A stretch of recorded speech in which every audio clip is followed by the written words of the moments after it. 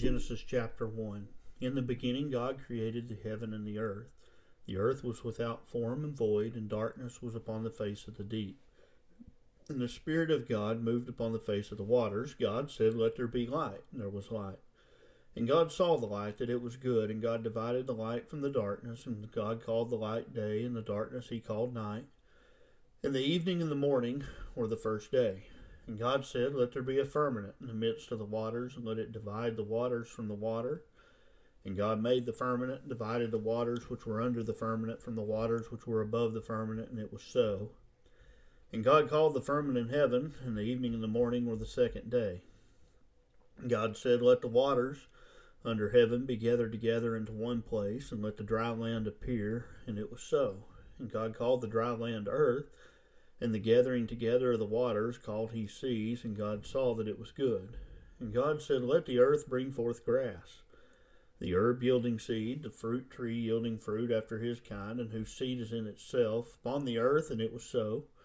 And the earth brought forth grass, and herb yielding seed after his kind, and the tree yielding fruit, whose seed was in itself after his kind. And God saw that it was good. The evening and the morning were the third day. And God said, "Let there be lights in the firmament of heaven to divide the day from the night, and let them be for signs, and for seasons, and for days and years, and let them be for lights in the firmament of heaven to give light upon the earth," and it was so. And God made the two great lights, the greater light to rule the day, the lesser light to rule the night, and he made the stars also. God set them in the firmament of heaven to give light upon the earth, and to rule over the day and over the night, to divide the light from the darkness, and God saw that it was good. The evening and the morning were the fourth day. And God said, "Let the waters bring forth abundantly the moving creature that hath life, and the fowl that may fly above the earth in the open firmament of heaven." And God created great whales, and every living creature that moveth, which the waters brought forth abundantly after their kind, and every winged fowl after his kind. And God saw that it was good. And God blessed them. He said, "Be fruitful, multiply, and fill the waters in the seas. Let the fowl multiply in the earth." And the evening and the morning were the fifth day. And God said, "Let the earth bring forth the living creature after his kind, and cattle, and creeping thing, and beast of the earth after his kind," and it was so. And God made the beast of the earth after his kind, and the cattle after their kind, and everything that creepeth upon the earth after his kind. And God saw that it was good. And God said, "Let us make man in our image, after our likeness, and let them have dominion over the fish of the sea, the fowl of the air, and over the cattle, and over all the earth, and over every creeping thing that creepeth upon the earth." And God created man in his own image. In the image of God created he him, male and female created he them. And God blessed them, and God said unto them, "Be fruitful, multiply, replenish the earth, and subdue it. Have dominion over the fish of the sea, over the fowl of the air, and over every living thing that moveth upon the earth." And God said, "Behold, I have given you every herb-bearing seed which is upon the face of all earth, and every tree, in which the fruit of a tree yielding seed, to you it shall be for meat. And to every beast of the earth, to every fowl of the air, to everything that creepeth on the earth, wherein there is life, I have given every green herb for meat." And it was so.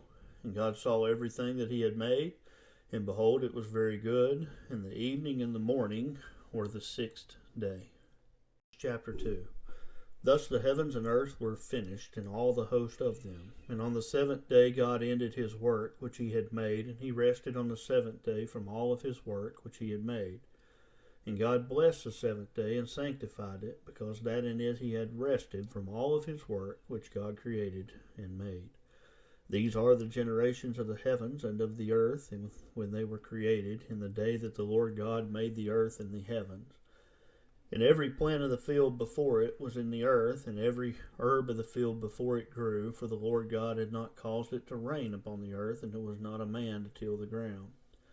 But there went up a mist from the earth, and watered the whole face to the ground. And the Lord God formed man of the dust of the ground, and breathed into his nostrils the breath of life, and man became a living soul. And the Lord God planted a garden eastward in Eden, and there he put the man whom he had formed. And out of the ground made the Lord God to grow every tree that is pleasant to the sight and good for food, and the tree of life also in the midst of the garden, and the tree of knowledge of good and evil.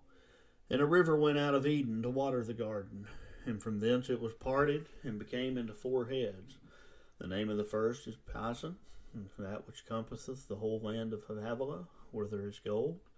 And the gold of that land is good, their bdellium and the onyx stone. And the name of the second river is Gihon. The same is that compasseth the whole land of Ethiopia. The name of the third river is Hiddekel, which goeth east of Assyria. And the fourth river is Euphrates. And the Lord God took the man and put him in the garden of Eden to dress it and to keep it. And the Lord God commanded the man, saying, Of every tree of the garden thou mayest freely eat, but of the tree of the knowledge of good and evil thou shalt not eat of it, for in the day that thou eatest thereof thou shalt surely die. And the Lord God said, It is not good that man should be alone. I will make him a helpmeet for him. And out of the ground the Lord God formed every beast of the field and every fowl of the air, and brought them unto Adam to see what he would call them. And whatsoever Adam called every living creature, that was the name thereof. And Adam gave names to all the cattle, to the fowl of the air, to the beast of the field. But for Adam there was not found a helpmeet for him. And the Lord God caused a deep sleep to fall upon Adam, and he slept. He took one of his ribs, and he closed up the flesh instead thereof. And the rib which the Lord God had taken from man made he woman, and brought her unto the man. And Adam said, Now this is bone of my bones, flesh of my flesh. She shall be called woman, because she was taken out of man. Therefore shall a man leave his father and mother, and shall cleave unto his wife, and they shall be one flesh. And they were both naked, the man and his wife, and they were not ashamed. Chapter 3. Now the serpent was more subtle than any beast of the field which the Lord God hath made. And he said unto the woman, Yea, hath God said, You shall not eat of every tree of the garden? And the woman said unto the serpent, We may eat of the fruit of the trees of the garden, but of the fruit of the tree which is in the midst of the garden God hath said, Ye shall not eat of it, neither shall ye touch it, lest ye die. And the serpent said unto the woman, Ye shall not surely die, for God doth know that in the day that ye eat thereof, then your eyes shall be opened, and ye shall be as gods, knowing good and evil.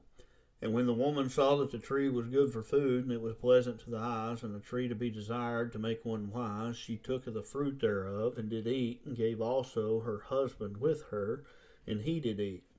The eyes of them both were open, they knew that they were naked. They sewed fig leaves together, and they made themselves aprons. They heard the voice of the Lord God walking in the garden in the cool of the day, and Adam and his wife hid themselves from the presence of the Lord God amongst the trees of the garden. The Lord called unto Adam, and he said unto him, Where art thou? He said, I heard thy voice in the garden, and I was afraid, because I was naked, and I hid myself. And he said, Who told thee that thou wast naked?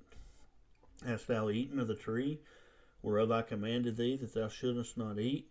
And the man said, The woman whom thou gavest to be with me, she gave me of the tree, and I did eat. And the Lord said unto the woman, What is this that thou hast done? And the woman said, The serpent beguiled me, and I did eat. And the Lord God said unto the serpent, Because thou hast done this, thou art cursed above all cattle, and above every beast of the field. Upon thy belly thou shalt go, and dust thou shalt eat all the days of thy life. I will put enmity between thee and the woman, between thy seed and her seed. It shall bruise thy head, and shall bruise his heel. Unto the woman he said, I will greatly multiply thy sorrow and thy conception. In sorrow thou shalt bring forth children, and thy desire shall be to thy husband, and he shall rule over thee. And unto Adam he said, Because thou hast hearkened unto the voice of thy wife, and hast eaten of the tree of which I commanded thee, saying, Thou shalt not eat of it, cursed is the ground for thy sake, and in sorrow thou shalt eat of it all the days of thy life. Thorns and thistles shall it bring forth to thee, and thou shalt eat of the herb of the field. In the sweat of thy face shalt thou eat bread, till thou return unto the ground. For out of it wast thou taken, for dust thou art, and unto dust shalt thou return. And Adam called his wife's name Eve, because she was the mother of all living. Unto Adam also and his wife did the Lord God make coats of skins, and clothe them. And the Lord God said, Behold, the man is come as one of us, to know good and evil. And now lest he put forth his hand, and take also of the tree of life, and eat, and live forever. Therefore the Lord God sent him forth from the Garden of Eden to till the ground from whence he was taken. So he drove out the man, and he placed at the east garden of the Eden cherubims, and a flaming sword which turned every way to keep the way of the tree of life.